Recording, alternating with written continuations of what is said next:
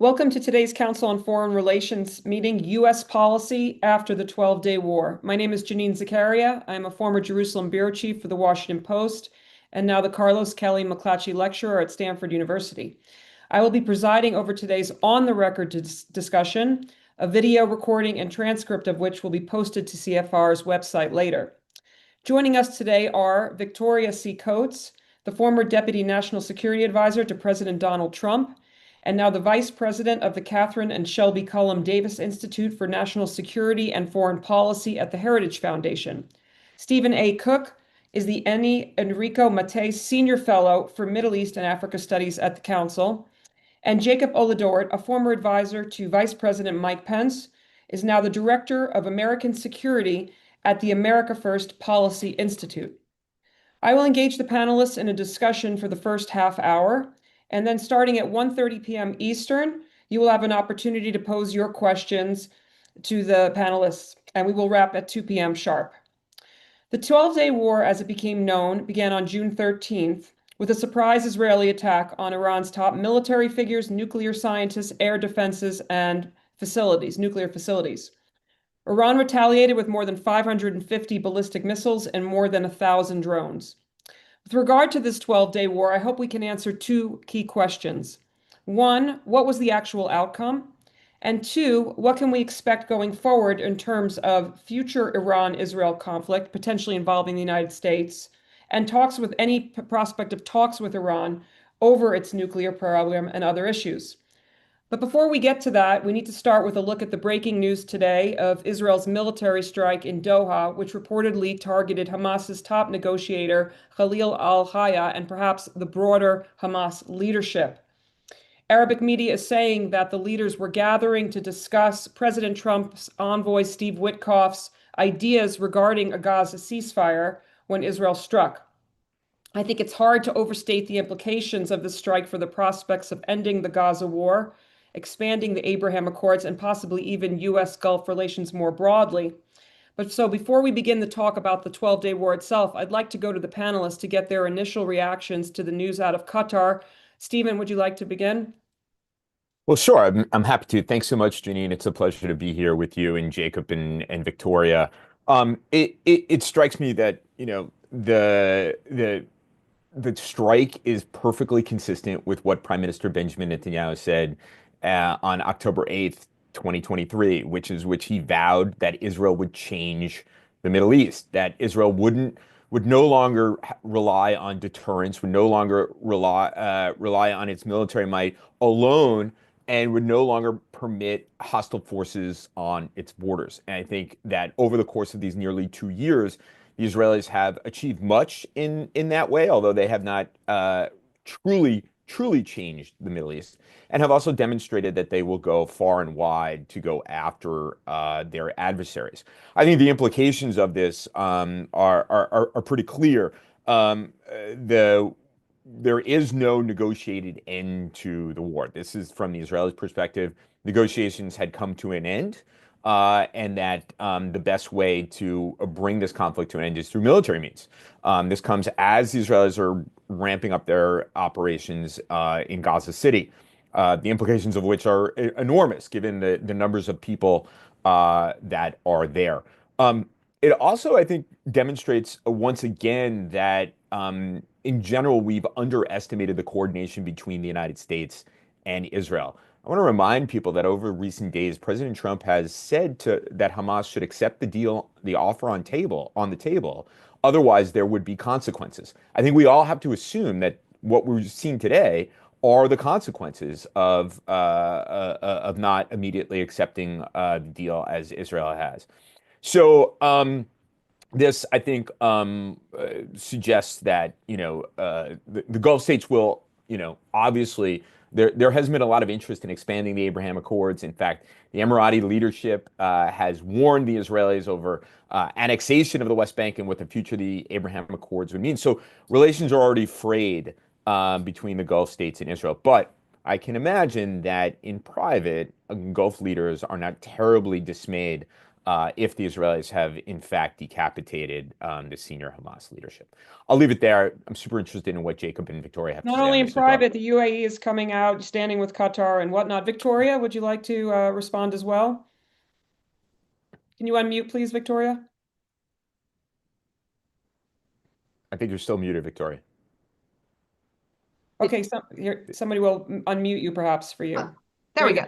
There Okay. you go. I was clicking on it. Nothing would happen. We've learned nothing from COVID. Yeah. No, I think I largely agree with what Stephen said. I have a little bit of a different take, and thanks to the council for hosting this very interesting gathering. I think what you're not hearing out of the Gulf today is pretty interesting. I mean, yes, MBS and the Emirates came out and declared their brotherly solidarity with Qatar, which is kind of extraordinary if you think about it. But at the same time, nobody's really doing anything. I think the prevailing sense is relief. I don't think anyone's sad that these folks were eliminated if they were. And of course, we don't have the firm reports yet, so we have to be a little bit cautious. And what we're seeing is really part of what you were talking about, Janine, in terms of the paradigm shift of the 12-day war. Because think of the unprecedented things that have happened in both 2024 and 25. Direct strike from Iran on Israel, first time that's ever happened.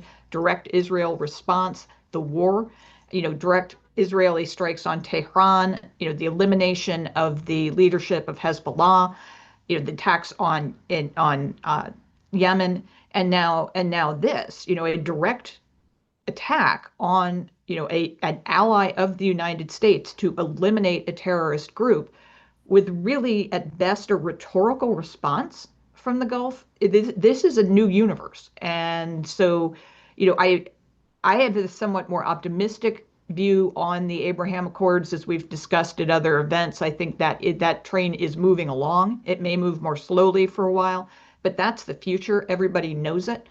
And if this happened today and the response is as I currently assess it, and I don't have a crystal ball, so I may be eating these words in 24 hours, but Right, it's just been a few hours, right? So, yeah. But right now, that's what's remarkable is what's not happening. Jacob? You can unmute too, Jacob. I don't think he can. I think yeah. Got it. Well, sorry. I'm also learning from the pandemics. But thank you, Janine, for hosting, and wonderful to be here with friends Stephen and Victoria. I do want to say, just as a caveat, the America First Policy Institute, we're a 501c3. We don't speak on behalf of the president or his team, so these are my independent thoughts. I very little to add to what to the great observations from Stephen and Victoria. I think the only maybe additional element that I see here, which is interesting, is that there's no obviously immediate military threat that comes from these individuals, unlike, let's say, Israel strikes in Lebanon or in Tehran. And so it's really Israel kind of sending a political message through military means. This is shelling, coercive use of military power to affect a political diplomatic process. And so I think, to Victoria's point about the new geopolitical landscape here, I think Israel is navigating that kind of in a new way, kind of building on its strong record of the last 2 years, but trying to shape the diplomatic political conversation as well, coming obviously, as Stephen mentioned, in the context of the deliberations over the ceasefire deal. So I think for me, that was kind of the only footnote to the great observations that Stephen and Victoria have made. When Israel launched the attack on June 13th, I think it was the United States was on the verge. I think 2 days later, they were supposed to have indirect talks with Iran, the fifth or sixth round. Right. And then you had the strike. And now you have a situation where, if the media reports are correct, the reason the Hamas leaders were gathering in Doha was to discuss, as I mentioned, the president's envoy's ideas on a ceasefire. So what does this say to you all about, some of you mentioned it, but the coordination that's going on, or lack of thereof, between Prime Minister Netanyahu and President Trump? Well, since I said it, I'll follow up. Yeah. I think just to be clear, my understanding is that Hamas had rejected the most recent offer on the table. that the Israelis had accepted. Now, we've been ping-ponging all summer long. The Israelis had accepted something that Hamas rejected. Hamas accepted something the Israelis rejected. And now we flipped again where the Israelis had accepted and Hamas had said it was basically a surrender document. I am putting pieces together here and noticing that, like you had in other episodes, where the president had warned a party that unless they complied, that there would be consequences.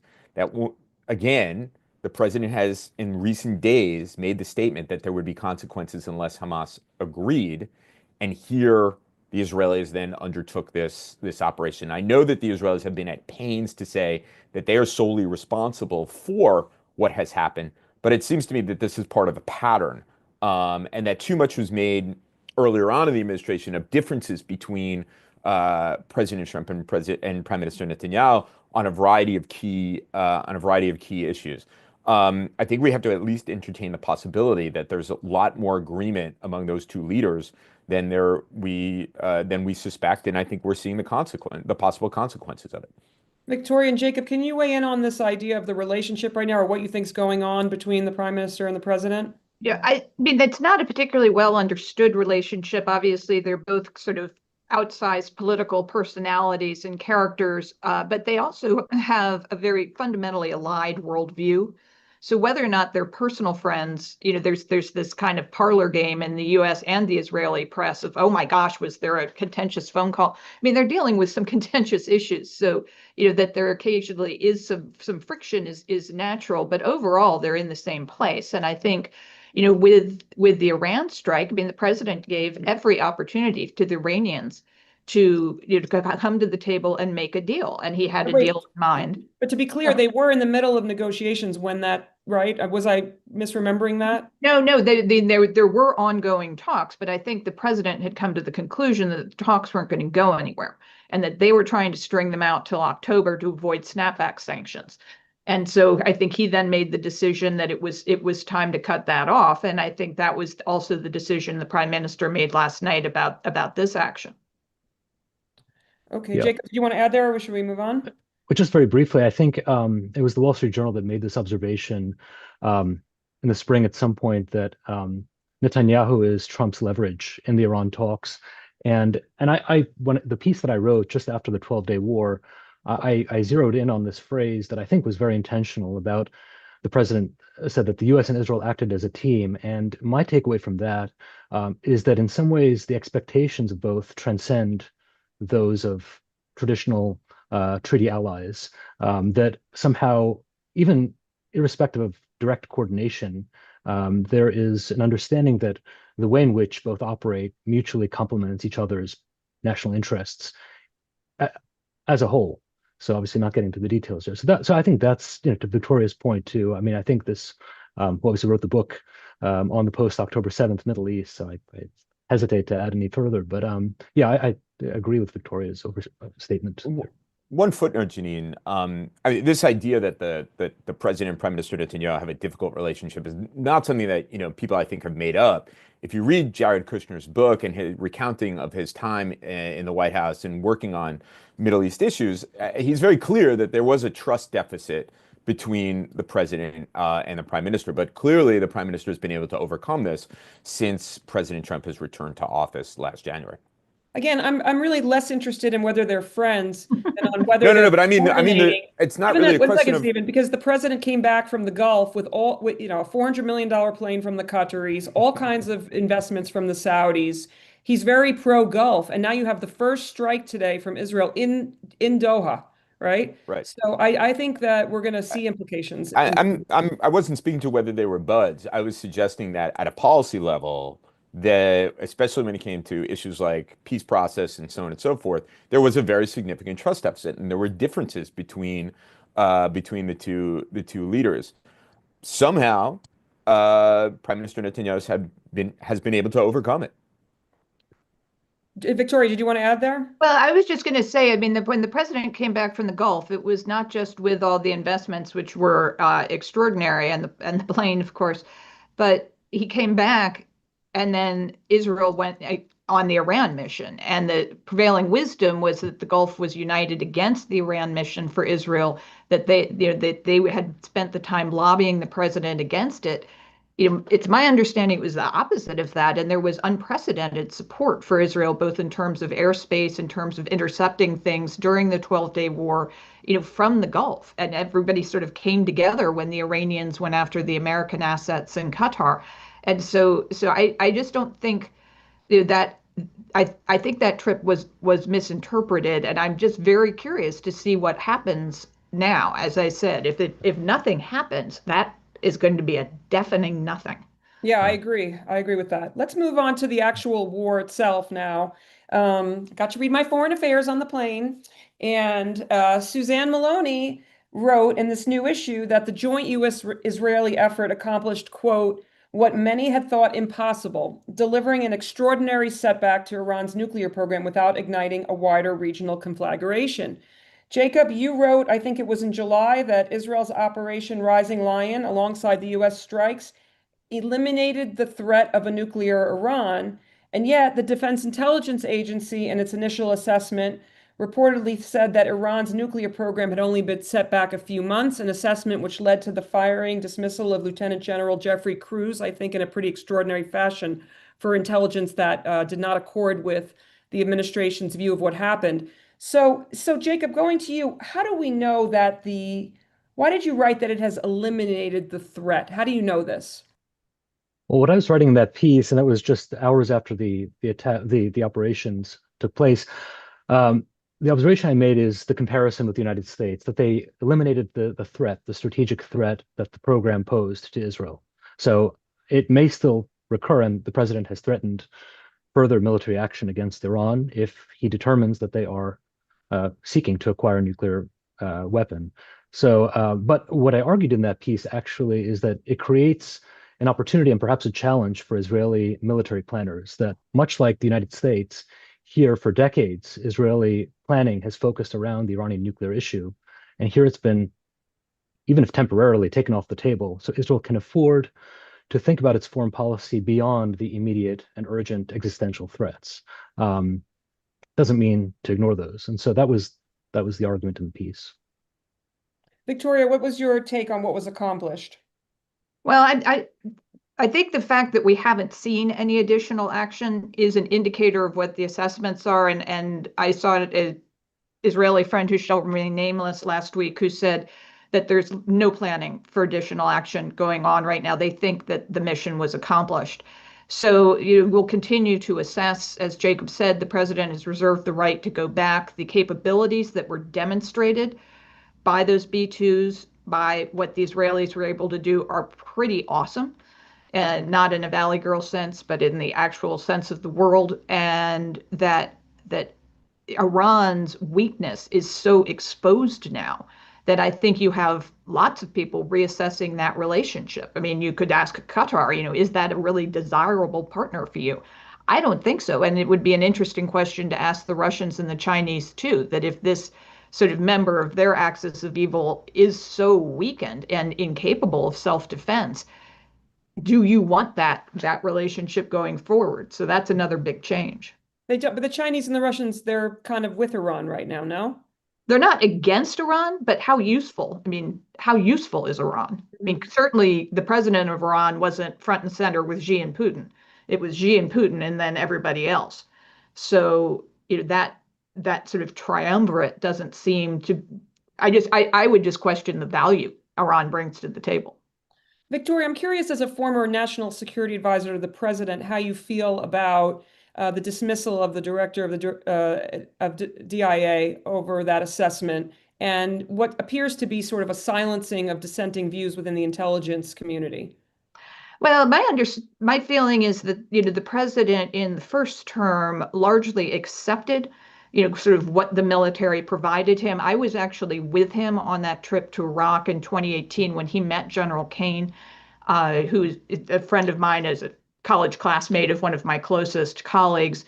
And that relationship was immediately personal and strong. And the president needs in his top military advisor somebody in whom he has complete confidence. And it's no secret that by the end of the administration, he had lost confidence in General Milley.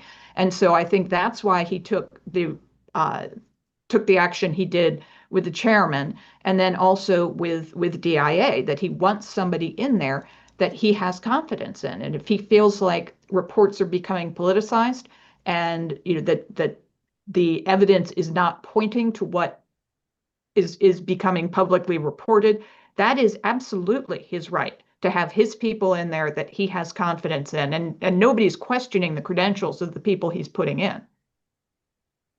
Okay, Stephen, I want you to follow up on get your sense of the outcome, and also if you could address in your response the sort of the elephant in the room, that they left the Ayatollah there, that this was not an attack on the regime. The regime is still there, and we see very little opposition. So when you talk about the strategic outcome, if you could talk about that as well. Right. Thanks, Janine. I appreciate it.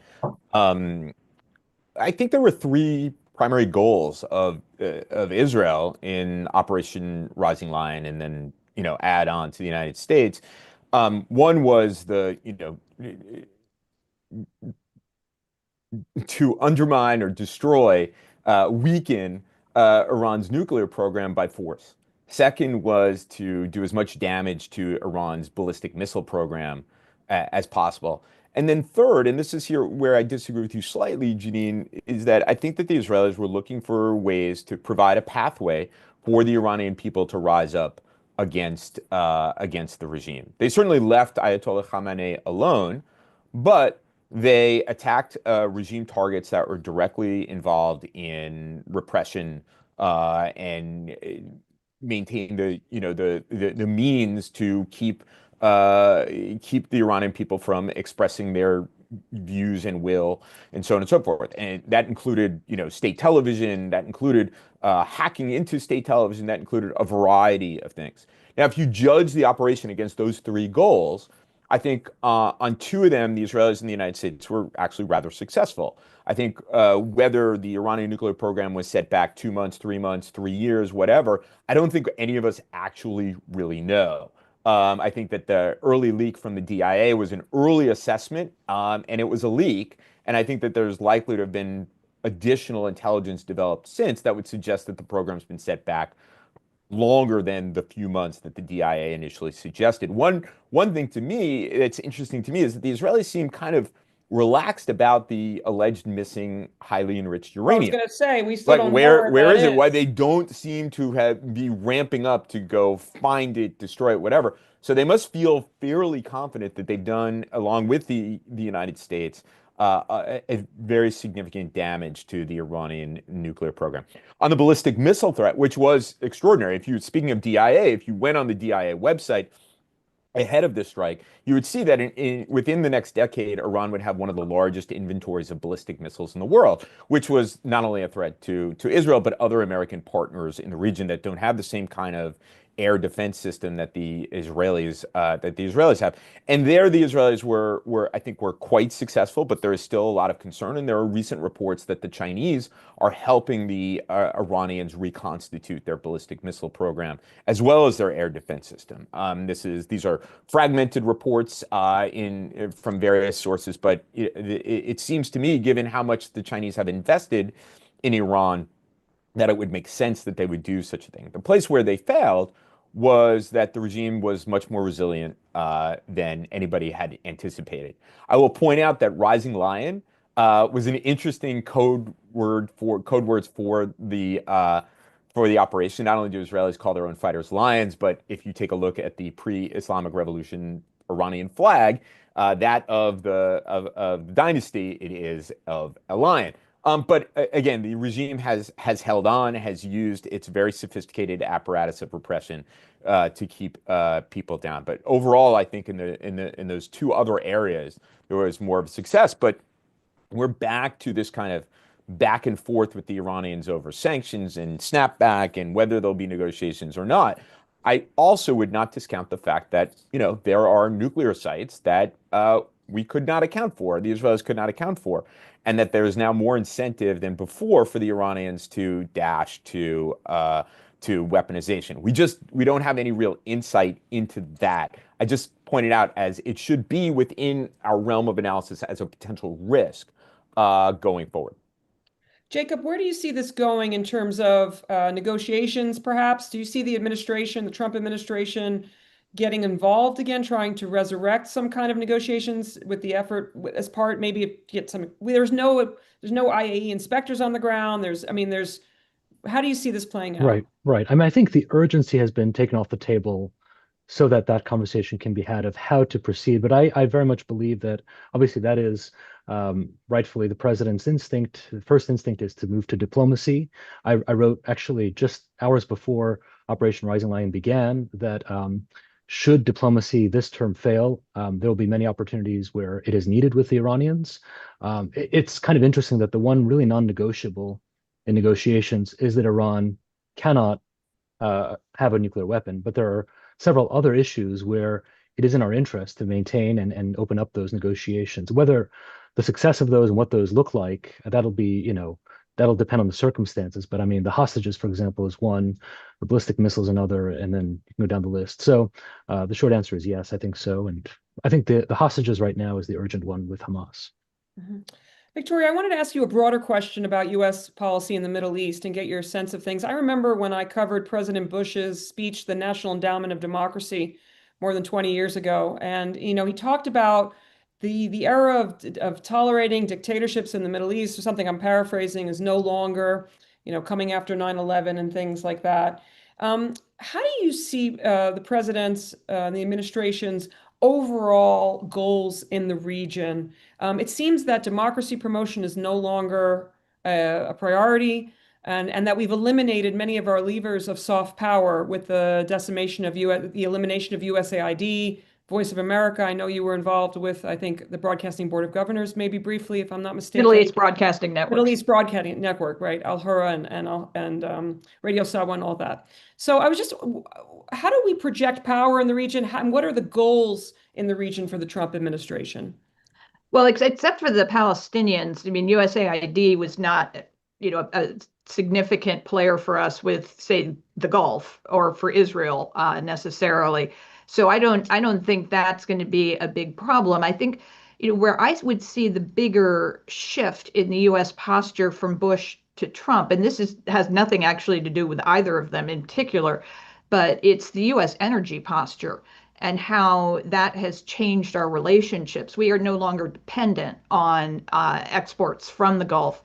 We participate in global energy markets, and so, we want those barrels on the market, but they're not coming here. They're not a direct, a national security interest for the United States. That changes our whole attitude towards the region.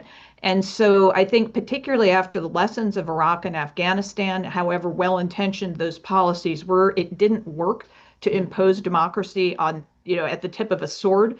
I think that is a really powerful lesson. As somebody who wrote a book about the history of democracy, as an enthusiastic participant, I want the world to democratize, but at the same time, it has to be an interior thing. It has to come from the people who are going to practice the democracy, not externally, or else it doesn't flourish. And that has been proven time and time again. And to Jacob's point, the three things that we would be negotiating if we're negotiating with the Iranians about anything would be missiles, terrorist proxies, and the nuclear program. Those things have been largely eliminated. So I don't see a big incentive for us to go back to the table and deal with the Iranians on those things. And for me, regime change, while desirable, I have no love lost for the Iranian regime. That has to come from the Iranian people. So I think that's just maybe a little bit of a different take on how we're going to exercise influence, not through those traditional levers, but through new relationships. Okay, so headline is no new negotiations over Iran probably forthcoming, but I'm wondering. I wouldn't see the point. Yeah. Okay. So yeah. Okay. That's interesting. One final question in the minute before we then get your questions ready, start raising your hands, is we're not going to see any negotiations, but today Israel's telling Gaza City to evacuate. Are we going to see, Jacob, the Riviera, the Gaza Riviera, or what the president said? Yeah, I just wanted, actually, it's a great segue. I was going to piggyback on the excellent observations Victoria was just making. to me, I think the most incredible moment in Middle East policy of the last 8 months by the Trump administration was his announcement on February 4th about the Gaza Riviera. And I think, especially from a president who, the architect of the Abraham Accords, for him to make that announcement on the day that the sanctions were unveiled, I thought that was a remarkable moment. First, because it obviously catapulted as a top priority an issue that everybody said was that's important, but we'll get to it, in the third stage of negotiation somewhere. Second, it really transcended it to the human aspect of it. We just want to help these people. We want to create better conditions in the region. And so I think this is to me, I have no personal insight of this, but my impression is that the president is very animated by the human plight and specifically also the hostage issue. I think those two elements of what's happening in Gaza make it very important for him, I think, in a personal way. And again, I'm speculating, but having worked on a hostage recovery issue during the first term of the Trump administration, I saw his involvement on that issue. So I think to answer your question, I think there's interest in the administration, obviously from Israel as well, to end the necessary campaign in Gaza to help the Gazan people. And we're seeing the news as well to begin the planning for a day after. Okay, at this time, I'd like to invite members to join our conversation with their questions. A reminder that this meeting is on the record, and please keep your questions as concise as possible so we can get to as many as possible within the next half hour. Ladies and gentlemen, as a reminder, to ask a question, please click on the raise hand icon on your Zoom window. When you are called on, accept the unmute now button and proceed with your name, affiliation, and question. And to view the roster of participants registered for this meeting, please click on the link in the Zoom chat box. We'll take the first question from Zaid. Hi, Zaid from Cloudflare. Thanks so much for your comments today. So I'm thinking about the strike today. I'm thinking about all of the sort of ink that's been spilled, mostly by Israelis saying that Netanyahu is prolonging the war in Gaza for his own political purposes. And then we understand that the Iranians were still thinking about negotiating when Israel struck then. And then we hear today that Hamas is meeting in Qatar. And there's a strike today. It seems like from the comments from the panel that basically this was because the Israelis had made a determination that these negotiations weren't really serious, et cetera. But is it also not a plausible view that possibly Netanyahu is doing this because he doesn't actually want to have a negotiated peace with either of these parties, or is that too far afield? Thank you, Zaid. Who would like to take that? Stephen, you want to start? And then Sure, I'll take the first stab, especially since I think I was the one who articulated that the Israelis have clearly come to the conclusion that that the negotiations are at a dead end. I'm merely trying to get across to you what the Israelis believe is the problem here. That they've been round and around with Hamas. I'm perfectly willing to believe that Prime Minister Netanyahu, I think it's abundantly clear, has political interests at stake here, that he is dependent upon support from ministers who have demanded that the Israelis continue their operations in Gaza when there doesn't seem to be a strategic value to doing so, against the best advice of the IDF. So I think overall, what we've seen in nearly 2 years of war, and with the exception of 2 ceasefires, this fruitless search to end this conflict, is that essentially neither party wants it to end. Hamas has not been decisively vanquished, and neither party has an interest, whether it's for strategic or political reasons, to coming to some sort of negotiated end to it. And that's been the problem all along. It stretches back to the Biden administration, which sought a deal. The Israelis did not want a deal. Hamas didn't want a deal. And I think the same environment holds right now. Hamas isn't genuinely interested in a deal, nor is Israel genuinely interested in a deal. From the perspective of both, this is existential. anybody want to add to that, or else we can move to the next question? Victoria, did you want to add something? No, just that I think it's unsurprising that that a politician will have political considerations, but But at the same time, we're also in a different time frame here, Zaid. The time is running out on that hostage situation. It just physically can't go on much longer. And so the imperative to try to get anybody out, I think is a kind of under remarked subtext to any Gaza City operation, because they're pretty sure that's where they are. And so the question is, do you try not to get them killed, but then they die anyway? Do you try to make it an effort to get them out? That is just such an agonizing reality on the ground in Israel. I think it's a little hard for us to interpret from thousands of miles away. Jacob, you okay to move on, or you want to Yeah, add no, something? nothing to Okay, add. No, I think. next question. We'll take the next question from Sarah Leah Whitson. Hi there, everybody. Just two questions, one for Stephen and one for Jacob and Victoria. Stephen, numerous organizations, the International Association of Genocide Scholars, the International Court of Justice, a variety of genocide experts have concluded that Israel is committing genocide in Gaza. Do you think all of these organizations are wrong?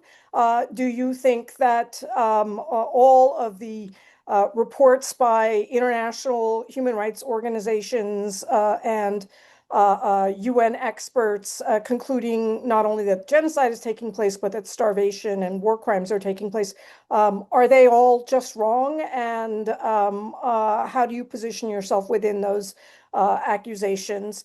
Victoria and Jacob, you noted the Gaza Riviera plan. Is it your position that Palestinians should be forced out of Gaza if they don't want to leave, because you think that the Gaza Riviera plan is great for them? Do you have no concern that if Palestinians leave, they will never be allowed to return? And how do you feel about relocating Palestinians to parts of East Africa, as has been proposed? So let me just start with the question of genocide, which is, obviously a combustible issue. And let me start out by saying that I am not a genocide scholar. But my understanding from those international law experts that we have on staff here at the council is that what is determinant in these considerations is intent. And that while you may look at some statements of certain Israeli ministers and can divine intent, there are other statements of other Israeli ministers in which you cannot. So I'm not prepared myself to make a determination that it is a genocide or not.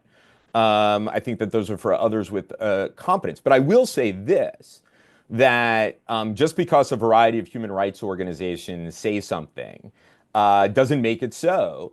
In addition to the fact that I'm suspect because the charges of genocide began on October 8th, including from human rights organizations and organizations like Sarah's.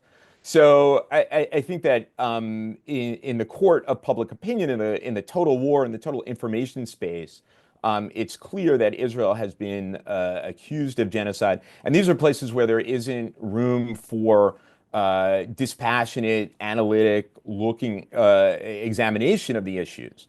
I think in places where there is a dispassionate examination of the issues, it remains, all the evidence isn't in, and it remains to be seen whether it is a genocide. If that is actually the case, I'm willing to accept that for what it is. But I do get a sense that the spirit of the question is one to put me in some sort of box to say yes or no, and I just don't think that I have the professional competence whatsoever. Jacob, do you want to take Sarah's question about Riviera and displacement?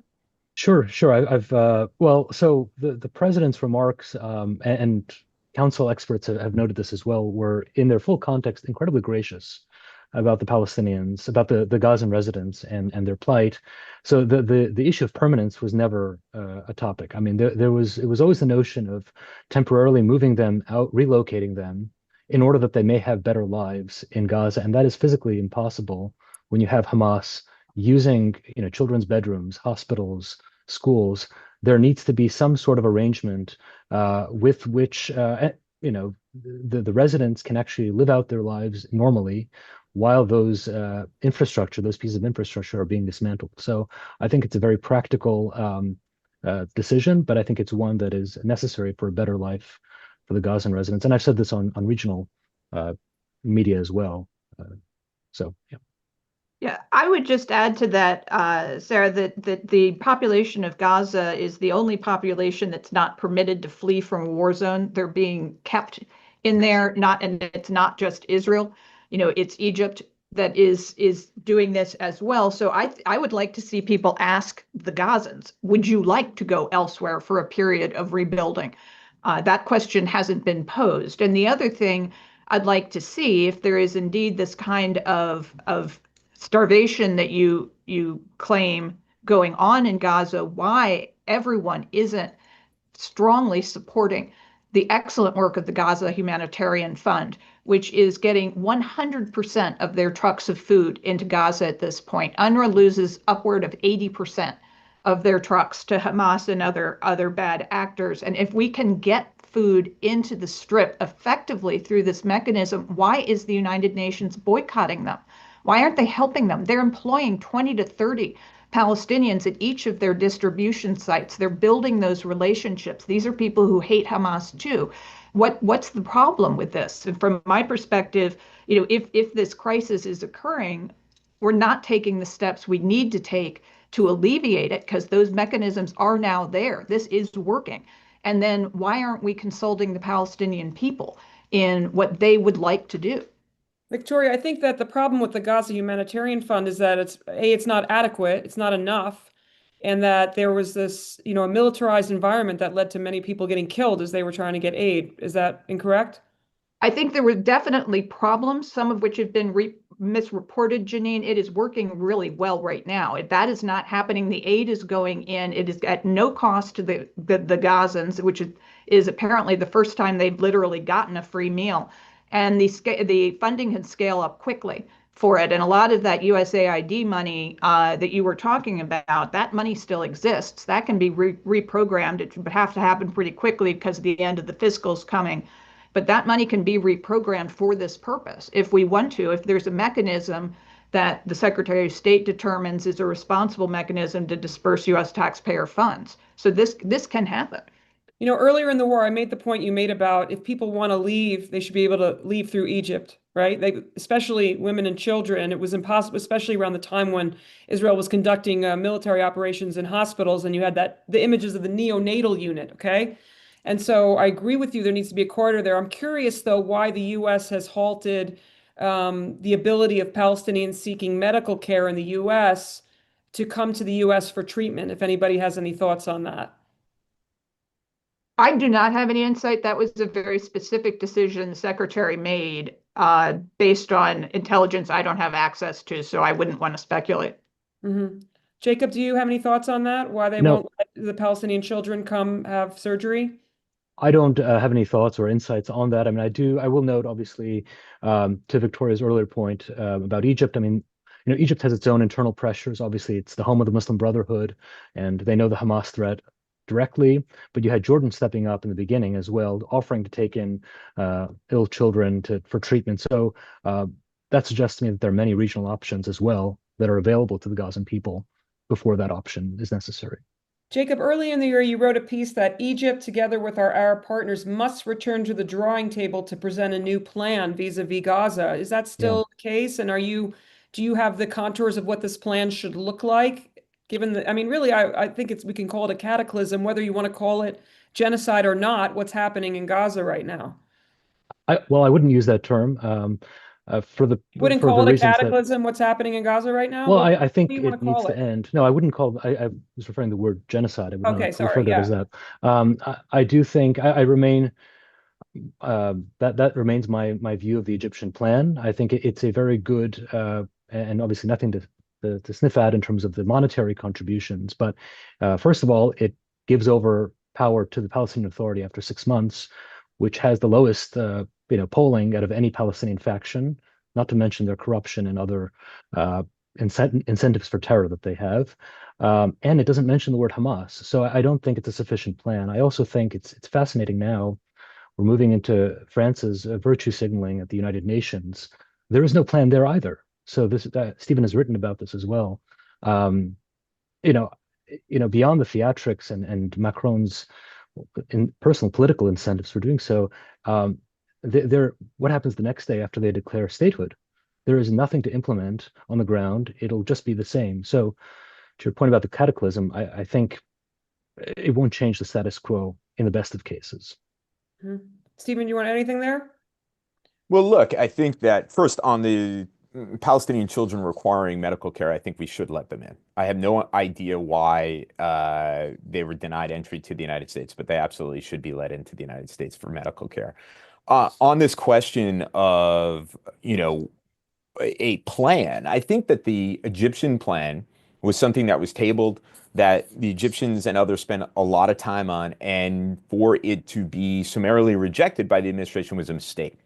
I think that the president has been seized by this idea of if we move Palestinians out and we rebuild it, we'll rebuild something better. Knowing about his background, one can understand his train of thought there, but we also have to think about what is a realistic option, and that it does, I think, imply that the United States would be enabling the ethnic cleansing of the Gaza Strip, given what we know about what Israel's radical rights interests are in terms of returning to the Gaza Strip. So that therefore the Egyptian plan was maybe from the perspective of the White House not being perfect, but shouldn't let the good be the enemy of the perfect, and something with which the United States can work with its Arab partners on improving, taking those deficiencies that Jacob and others have pointed out and working with it to improve the plan so that the Gaza Strip can recover from this terrible conflict in time. That, I think, is the position that, as far as the question of Palestine statehood, I've written about it, from an abstract perspective. Why should the Palestinians, have to beg or apply for statehood? But if the fact of the matter is that the recognition that the French, the Australians, the British, and others who are planning to do so at UNGA are unlikely to make a difference. And, the fact that it's conditioned also would suggest that these aren't really serious recognitions of the state of Palestine. I want to come back to this question of the declaration of statehood because we're heading into UNGA, and I imagine it's going to come up in 2 weeks. But I think we have another question, Dina. We'll take the next question from George Serratelli.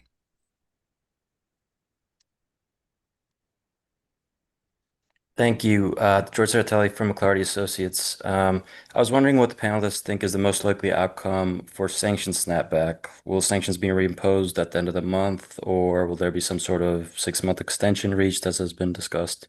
Thank you. Yeah, the Europeans pushing for this, some opposition, I think, from the Chinese and the Russians. Anyone want to take this? Jacob, do you want to start? I'll give my time to Victoria. I know she Victoria, wanted go to ahead. answer Oh, the no, I previous- was just going to say, I don't see this as the most pressing issue on the table, a little bit similar to going back to sort of general negotiations with the Iranians. I personally would favor the reimposition of sanctions on, but I think for the administration, they're going to be thinking a lot about what they want to do with Russia.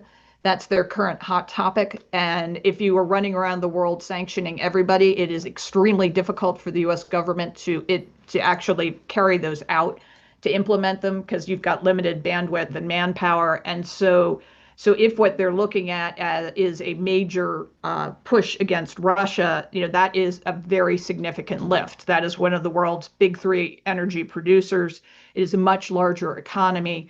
That has implications for allies from Europe to India. So I would look at this, George, in the bigger picture. While, as I said, in the abstract, I favor I think they have merited the snapback of those sanctions. I don't think it's going to be a hot button issue. And just quickly, I think that the fact that the Chinese are now engaged and seeking to, delay, given their investment in Iran, I think that we're not likely to see snapback by the end of the month. I think it's going to be a longer, drawn-out process. Okay, we'll take the next question. We'll take the next question from Bernard Hakel. Hi. Thank you all for doing this panel. I've just come back from the region, and The Gulf leaders are convinced that Israel is going to attack Iran again, and that the Iranians are trying to rearm the Houthis, and they certainly have also told Hezbollah not to hand over their weapons. So my question is, if Israel and the Gulf leaders are worried about blowback from Iran, that if the regime in Iran is existentially threatened, they would attack oil installations and other vital installations in the Gulf, like desalination plants and so on. So my question is, if Israel does do this, what do you anticipate the American reaction to be? And also, will the United States or would the United States help defend countries like the UAE, Qatar, and Saudi Arabia from an Iranian counterattack? Victoria, I think you said you didn't think that there was planning. Bernard, I'm getting just a very different message. I mean, was absolutely the narrative throughout 2024, and the concerns that were voiced across the spectrum in the United States in the lead up to the 12-day war, that these were all going to be horrible problems. I would say Iran, has not rearmed in what I would consider to be a substantive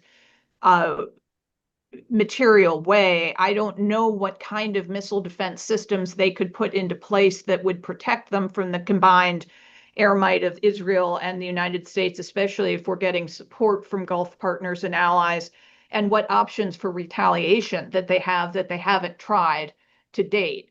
So I just take a different view on it. I think this operation has concluded for now. President Trump was very clear he didn't want a regional escalation. The Iranians largely seem to agree with that.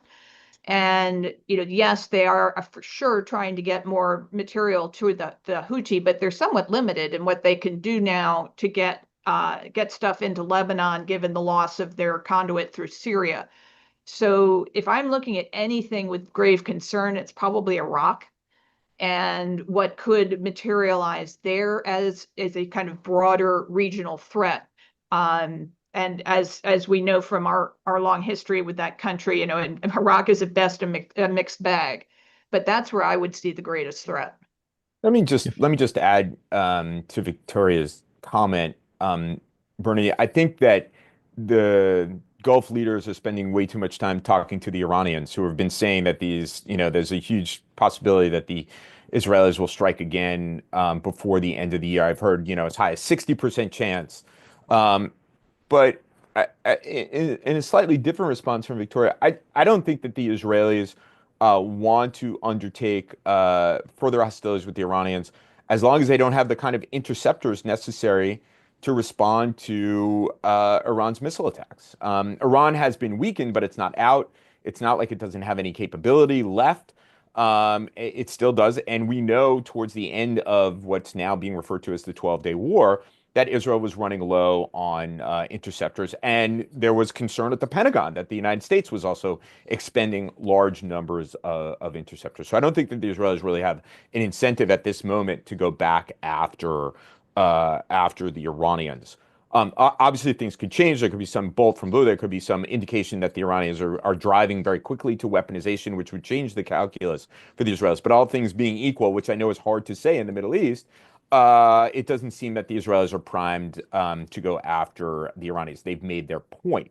On this question of whether the United States would come to their defense, I'm afraid this is a legacy, and I think the Gulf countries, the Gulf leaders are seized with this, and I think rightly so. It's a legacy of the United States not actually living up to its rhetoric about its commitment to security and stability in the region. And this is across both administrations. When Abu Dhabi and Dubai are attacked by Houthi drones and the United States doesn't do anything, is in the process of withdrawing Patriot missile systems, that sends a message to the entire region. When in September 2019, the Iranians attack Abqaiq and Khurais, and the president says, well, they attacked Saudi Arabia, not the United States, it sends a message. And, like you, Bernie, I've had these conversations with people in the Gulf who point to these episodes and others to wonder whether the United States would come to its defense. And it's a very good question. I think that when American officials from administrations on both sides of the aisle mouth these words, there is reason for Gulf leaders to be skeptical that the cavalry actually will come. I may jump in. First of all, there's very little I can teach Professor Hakel, my dissertation supervisor. So it's great to hear you on the call, sir. It's always professor when it's It's your professor. It dissertation always supervisor. for life. Yeah, Always yeah. for life. Yes. Absolutely, Dr. Futter. No, but I actually want to take a Solomonic approach, and I agree with Stephen's conclusion, but for kind of a version of Victoria's reasoning. And I think today's attack was a little bit of a one-off. Again, I have no particular insight, but my impression is today Israel is operating in a region that has increasingly complex U.S. equities. If you look at Syria and kind of some of the surprises there, I would say, in how Israel is engaged. I mean, it has to act in self-defense there, but obviously there are bigger U.S. interests and policy shifts in Syria, Lebanon, and so I'm of the view, like Stephen, I don't think Israel will rush to act, or if it will, it won't come much like one version of this morning's. It could happen with some foresight by the United States, some advanced coordination or warning, but I don't foresee kind of these surprise attacks, specifically because the Trump administration has very concrete ambitions for the region that this could unsettle. We'll take the next question from Alan Weiner. Hi, I'm Alan Weiner from Stanford Law School. Very quick question. I'm wondering whether you think that the attacks against Iran's nuclear facilities make it more likely or less likely that in 5 years Iran will possess a nuclear weapon. Thank you. Victoria? I would say less likely, Alan, that this, to my current read, was a material setback, and if the at least for the remaining years of the Trump presidency, if the Iranians assess that the president is willing to do what he did again, that it's hard for me to see them pouring the resources into this to get to a 5-year time horizon. So we'll of course we'll have to see, but I think President Trump has demonstrated that he will take this action. He did not see a broader regional war result from it, and so that threat, that deterrence is real now. Yeah. Jacob, yeah, closer or not closer in 5 years? I agree with Victoria with the one footnote that it's not just the hardware, but it's also the brains, the knowledge, which is generational, not just of the scientists, but the military planners. So it would take a lot for it to restart all of that, to recreate it. Stephen, maybe a one-word answer so we can get one more question? Maybe. Maybe is the answer. Okay. I mean, I had an answer, but you asked for one word, so I'll say maybe. Maybe. Good. Let's get the last question in. We'll take the final question from Elliot Waldman. Hi there. Thank you, everyone, for doing this. I'll try to keep the question brief. There are rising numbers of people, both in the U.S. and overseas, who have increasingly unfavorable views of Israel, just according to opinion polls, and increasingly disapprove of the way that its offensives in Gaza and other actions taken in the region. Given that these actions are apparently undermining Israel's own sort of support base around the world, how should the U.S. be approaching this? Is this not time for some increased pressure to kind of allay some of these activities that are apparently damaging Israel's own position? Thank you. Victoria? Well, I would say, Elliot, I mean, that's been the case for certainly the last 75 years, but absolutely for the last 50 years. I mean, this is always the balancing act for Israel. Is it going to do what it needs to do to preserve its national security, or is it going to try to, win the public affairs war in the international press? And so, I think from the perspective of the post-October 7th world, they feel for national security imperative reasons, they'd have to do what they have to do. But they're certainly cognizant of, of the reputational damage that goes on through this mechanism. But I don't see them altering policy for that reason. I think I just want to jump in quickly as taking the moderator's prerogative and say, when we say they, that Israel is very divided, and you've had tens and hundreds of thousands of people out in the street every Saturday protesting against this war. Top very important figures in the military and in the Shin Bet, like Amiai Alon, writing in Foreign Affairs last month, in August, I believe it was, that this war is unjust, immoral, and counterproductive. And I know the argument that, Israelis say in Hebrew, Ha'olam kolo negdenu, lo meshane ma na'aseh, the whole world will be against us. It doesn't matter what we do for the last few decades. But I agree with the questioner that, Israel's reputation has taken a very hard hit here. Final thought, Jacob or Stephen, on what the U.S. could do here, or? I think no, the easiest question for last, and I agree, and I think it's very hard. I think Israel needs to create a new narrative. This is what I wrote in my piece after the operation for its foreign policy, and I think the U.S. is there to help it, as I said, as a team member. And I think it's very hard to do that in a political environment such as Israel is right now, while the Gaza war is continuing. So, but once that happens, I hope that'll be the next chapter. Stephen. Yeah.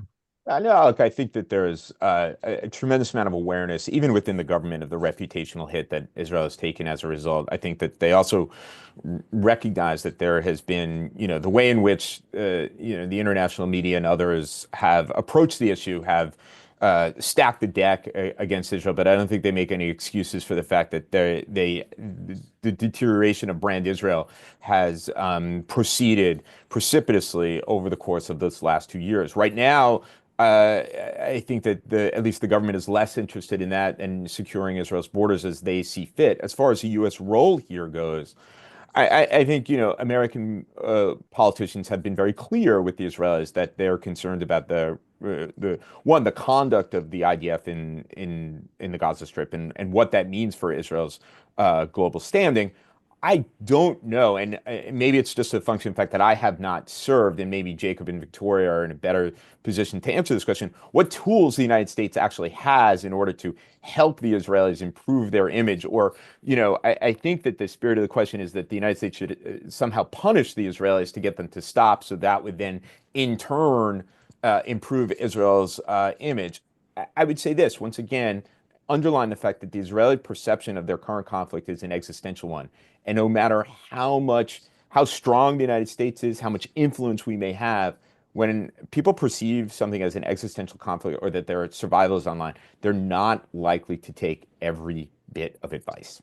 Okay, well, with that, we're going to have to leave it. Thank you for joining today's meeting, and thank you to our speakers, Victoria Coates, Jacob Oladord, and Stephen Cook. A reminder that the video recording and transcript of this meeting will be posted to CFR's website. I'm Janine Zakaria. It was my pleasure to be your moderator today. Thank you.